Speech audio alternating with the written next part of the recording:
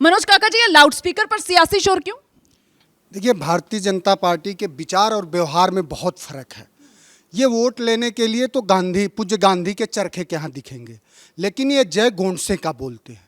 तो ये भारतीय जनता पार्टी के नफरत का एक तरह का ये जलाव के लिए जो लकड़ी मिलनी चाहिए, ये भारतीय जनता पार्टी की नफरत वाली जो आग है वो जलती कैसे रहे, इसके लिए ये तमाम तरह के प्रोपोगेंडे और जो आपके हमारे उत्तर प्रदेश के साथ ये जो युवा बैठे हैं, इनके रोजगार के सवाल, महंगाई के सवाल, जो लोगों के जरूरी बुनियादी सवाल हैं, वो कहीं दब जाएं, इसके लिए इनका रोज का रोज प्रोपोगेंडा चलता रहता है। पर सर, सिर्फ और सिर्फ बीजेपी पर क्यों आरोप? अब राजस्थान में कांग्रेस सरकार को देख लीजिए, वहां पर तो बाकायदा सड़कों पर लाउडस्पीकर लगवाए जा रहे हैं, सड़कों पर नमाज पढ़ने की इजाजत दी जा रही है, तो फिर ये सियासी शोर क्यों?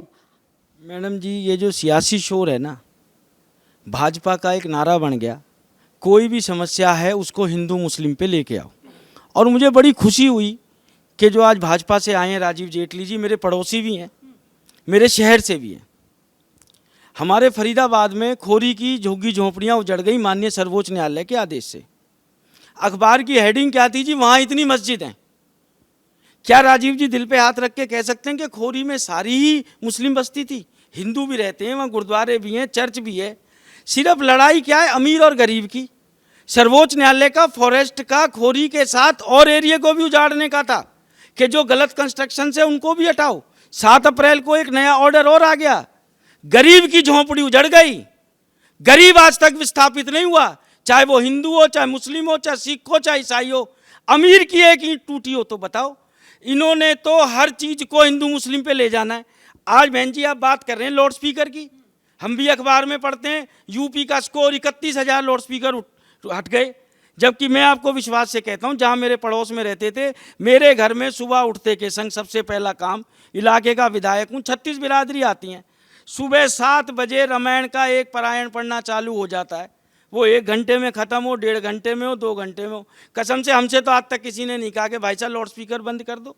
बचपन में हम रामलीला में काम करते थे, लाउड स्पीकर का एक कानून कायदा है, एसडीएम परमिशन देता है कि आपको लाउड स्पीकर बजाना है, चाहे ब्याह है, शादी है, भगवती चौकी है, जागरण है, रामलीला है, घर में कोई प्रोग्राम है कि साहब आप इतने से इतने बजे तक लाउड स्पीकर बजा सकते हैं और ये आपको साउंड का वॉल्यूशन करना पड़ेगा।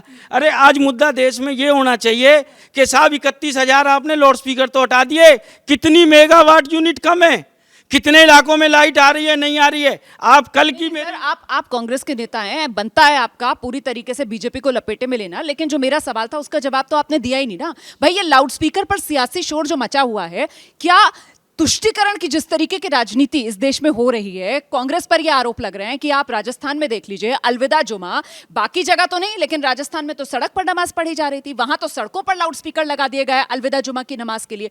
तो क्या तुष्टीकरण की राजनीति के खत्म करने के लिए लाउडस्पीकर पर सियासी शोर जरूरी है? देखिए, ये जरूरी है या नहीं है, लेकिन मुझे लगता है कि हिंदू समाज के एक हिस्से ने इस पर अपनी प्रतिक्रिया जरूर व्यक्त की है। दूसरी बात, अभी कांग्रेस के प्रवक्ता कह रहे थे कि भाई ये भारतीय जनता पार्टी है जो बराबर हिंदू मुस्लिम सारे मुद्दों को लेकर के आती है। अब जहांगीरपुरी में झोपड़ी टूटती है या अतिक्रमण टूटता है, जो भी टूटता हो, लेकिन सबसे पहले राहुल गांधी का ट्वीट आता है कि ये अल्पसंख्यकों के खिलाफ है। वहाँ तो झा जी के भी दुकान टूटे थे, दुबे जी का भी टूटा था, सिंह साहब का भी टूटा था।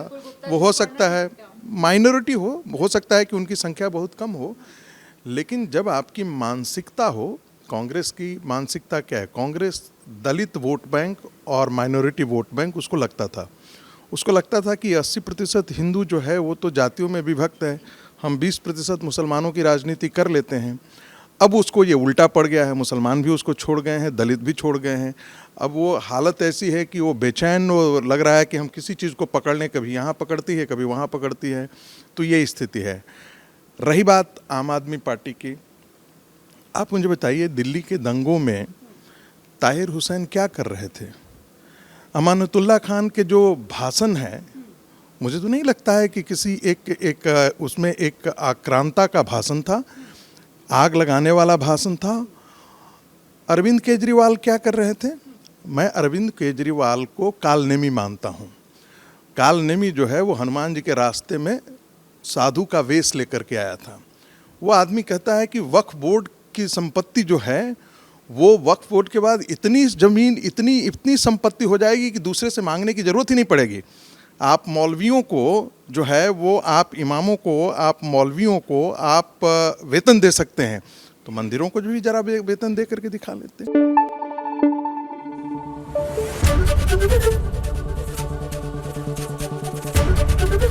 एबीपी न्यूज़ आपको रखे आगे।